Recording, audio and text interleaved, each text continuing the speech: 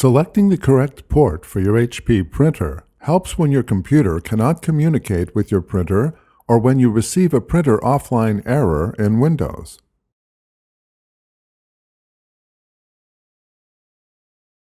Click the Windows button and type Devices and Printers. Select Devices and Printers from the results. Right-click your printer, then select Printer Properties. Click the Ports tab. Look at the list of ports and make sure the port type matches the connection you are using. If the printer is using a USB, Before heading ahead into the video, in case you are facing any issue with your HP printer device, get in touch with our HP printer expert. connection, the port has USB or .4 in the description. If the printer is using a network connection, the port type has WSD, network, or IP in the description.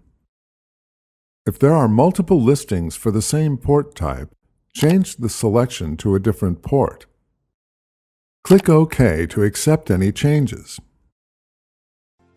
Thanks for watching, and don't forget to smash that like button and hit the subscribe button so that you don't miss any of our videos, and in the case face any problem, get in touch with the experts.